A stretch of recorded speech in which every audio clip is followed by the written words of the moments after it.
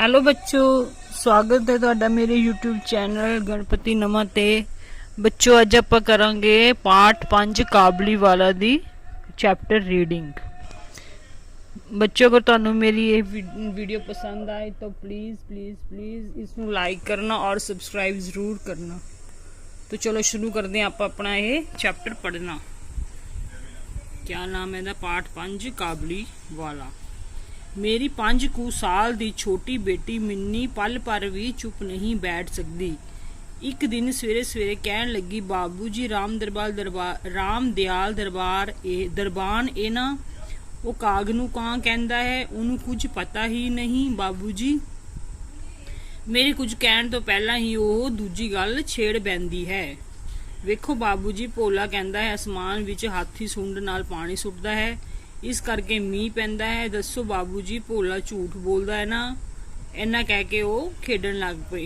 इस विच पिता अपनी बेटी बारे कह रहा है कि मेरी 5 साल की बेटी है जिसका नाम मिन्नी है, वो एक पल भर भी चुप नहीं बैठ सकती है, कोई ना कुछ बोलती रहती। जिस तरह राम दयाल दरबान है ना, भोला कहता है कि आसमान विच हाथी सुंड नाल पानी सुटदा है, इस करके मीह पैंदा है या बारिश पैंदी है। दसो बाबू जी, भोला झूठ बोलदा है ना। इन्ना कह के वो खेडन लग पैंदी है। मेरा घर सड़क दे कंडे ते है। एक दिन मिन्नी मेरे कमरे विच खेड रही सी। अचानक खेड छड्ड के खिड़की वाल दौड़ गई अते बड़े जोर नाल चीकन लगी, काबली वाले ओ काबली वाले। इस जो ये पिता है वो कह रहे हैं कि मेरा घर सड़क के किनारे ते है। एक दिन मेरी बेटी जो मिन्नी है वो मेरे कमरे में खेल रही थी। अचानक खेलते खेलते खिड़की वाल गई और उसने देखा कि बाहर कौन है, काबली वाला और वो बड़े जोर नाल चिल्लाई।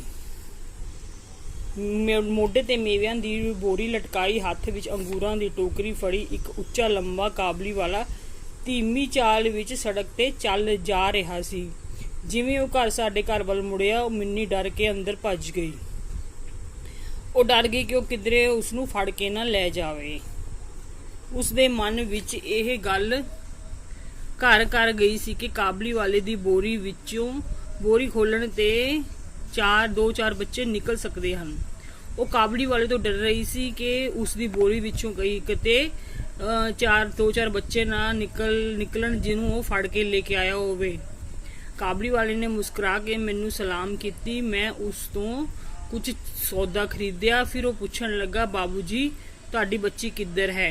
मैं मिन्नी दा डर कड्ढण खातर मिन्नी नू आवाज़ दे के बुलाया। काबली वाला बोरी विचों बादाम किशमिश कढ़ के मिन्नी नू देन लगा, पर मिन्नी ने कुछ भी नहीं लिया। क्यों नहीं लिया? क्योंकि वो डर रही सी। डर नाल वो मेरियां लत्तां नाल चिंबड़ गई, अपने पिता दी लत्तां नाल वो चिंबड़ गई। काबली वाले नाल मिन्नी दी पहली जान पछाण इस तरह हुई। कुछ दिन बाद मैं किसी जरूरी काम करके बाहर जा रहा सी कि देखदा हाँ कि मिन्नी काबली वाले नाल पटाक गल्लां मार रही है ते काबली वाला मुस्कुरांदिया होया सुन रहा है। मिन्नी दी झोली बदामां ते किशमिश नाल भरी हुई है। मैं काबली वाले नू एक अठियानी दिंदे होए कहा, इस नू यह सब कुछ क्यों दिता, अगों तां ना देना। इन्ना कह के मैं चला गया। कुछ देर तक काबली वाला मिन्नी नाल गल्लां करदा रहा। जांदियां होया ओह अठानी मिन्नी दी झोली विच सुट गया। किहड़ी ठन्नी सी? जेड़ी ओहदे पिता ने काबली वाले नू दित्ती सी। क्यों दित्ती सी काबली वाले नू? क्योंकि उसने मिन्नी नू बादाम ते किशमिश नाल भरी हुई बादाम ते किशमिश दित्ते सन, इसलिए उन्होंने ठन्नी दित्ती। लेकिन जांदे जांदे काबली वाला मिन्नी ने वो ठन्नी वापस कर दिंदा है। जदों मैं घर वापस आया तो देखा कि मिन्नी दी मां उसनू काबली वाले तो ठन्नी लैण करके डांट रही सी।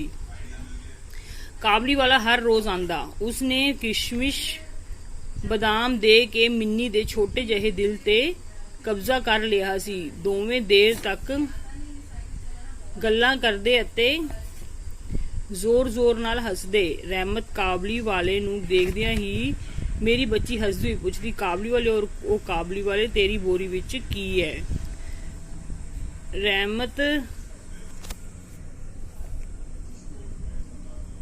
रहमत हसदा होया कहंदा, हाथी। वो वैसे ही आपस च गल्लां कर रहे हैं। वो पुछ रही है मिन्नी, काबली वाले तेरी बोरी विच की है? वो कहंदा है हाथी। फिर मिन्नी पुछदी, तू सोहरे कदों जावेंगी? ਉਲਟਾ ਮਿੰਨੀ ਫਿਰ ਰਹਿਮਤ ਨੂੰ ਇਹ ਚੀਜ਼ ਪੁੱਛਦੀ ਹੈ, ਤੂੰ ਸਹੁਰੇ ਕਦੋਂ ਜਾਵੇਂਗਾ। ਜਿਸ ਤਰ੍ਹਾਂ ਬੱਚੇ ਹੁੰਦੇ ਆ, ਬੱਚੇ ਇਸ ਤਰ੍ਹਾਂ ਦੀਆਂ ਗੱਲਾਂ ਕਰਦੇ ਹਨ, ਜੋ ਬੜੇ ਕਰਦੇ ਹਨ ਉਹੀ ਉਸ ਤਰ੍ਹਾਂ ਦੀਆਂ ਗੱਲਾਂ ਹੀ ਕਰਦੇ ਹਨ। ਬਸ ਇਹੀ ਛੋਟੀ ਛੋਟੀ ਗੱਲਾਂ ਚੱਲ ਰਹੀਆਂ ਉਹਨਾਂ ਵਿੱਚ। ਰਹਿਮਤ ਆਪਣਾ ਮੁੱਕਾ ਘੁਮਾ ਕਹਿੰਦਾ ਹੈ, ਮੈਂ ਸਹੁਰੇ ਨੂੰ ਮਾਰਾਂਗਾ। ਉਸ ਦੀ ਇਸ ਗੱਲ ਤੇ ਮਿੰਨੀ ਬਹੁਤ ਹੱਸਦੀ ਹੈ। ਹਰ ਸਾਲ ਸਰਦੀ ਦੇ ਅੰਤ ਵਿੱਚ ਕਾਬਲੀਵਾਲਾ ਆਪਣੇ ਦੇਸ਼ ਚਲਿਆ ਜਾਂਦਾ ਹੈ। ਜਾਣ ਤੋਂ ਪਹਿਲਾਂ ਉਹ ਸਭ ਲੋਕਾਂ ਤੋਂ ਪੈਸੇ ਉਗਰਾਉਣ ਤੇ ਲੱਗਿਆ ਰਹਿੰਦਾ। ਉਸ ਨੂੰ ਘਰ ਘਰ ਜਾਣਾ ਪੈਂਦਾ, ਫਿਰ ਵੀ ਉਹ ਇੱਕ ਦਿਨ ਵਿੱਚ ਮਿੰਨੀ ਨੂੰ ਮਿਲਣ ਜ਼ਰੂਰ ਆਉਂਦਾ। ਕਾਬਲੀਵਾਲਾ ਜੋ ਸਰਦੀਆਂ ਦਾ ਅੰਤ, ਸਰਦੀਆਂ ਖਤਮ ਹੋ ਜਾਂਦੀਆਂ ਸੀ ਤਾਂ ਉਹ ਆਪਣੇ ਦੇਸ਼ ਚਲਾ ਜਾਂਦਾ ਸੀ, ਕਿਉਂਕਿ ਜਾਣ ਤੋਂ ਪਹਿਲੇ ਉਹ ਕੀ ਕਰਦਾ ਸੀ, ਲੋਕਾਂ ਤੋਂ ਆਪਣੇ ਪੈਸੇ ਇਕੱਠੇ ਕਰਦਾ ਸੀ ਜਿਨ੍ਹਾਂ ਉਸਨੇ ਸਮਾਨ ਵੇਚਿਆ ਹੁੰਦਾ ਹੈ। ਉਸਨੂੰ ਲੋਕਾਂ ਦੇ ਘਰ ਘਰ ਜਾਣਾ ਪੈਂਦਾ ਸੀ, ਲੇਕਿਨ ਫਿਰ ਵੀ ਉਹ ਟਾਈਮ ਨਿਕਾਲ ਕੇ ਦਿਨ ਵਿੱਚ ਇੱਕ ਵਾਰ ਮਿੰਨੀ ਨੂੰ ਜ਼ਰੂਰ ਮਿਲਣ ਆਉਂਦਾ। ਤੋ ਬੱਚੋ, ਇਹ ਸੀ ਸਾਡਾ ਕਾਬਲੀਵਾਲੇ ਦਾ ਫਸਟ ਪਾਰਟ। ਇਸ ਦਾ ਅਗਲਾ ਸੈਕਿੰਡ ਪਾਰਟ, ਇਸ ਦਾ ਜੋ ਰਹਿ ਗਿਆ ਹੈ ਉਹ ਅਗਲਾ ਸੈਕਿੰਡ ਪਾਰਟ ਵਿੱਚ ਹੋਏਗਾ। तो बच्चों, अगर तुहानू मेरी ये वीडियो पसंद आए तो प्लीज़ प्लीज़ प्लीज़ इसनू सबसक्राइब जरूर करना। Thank you.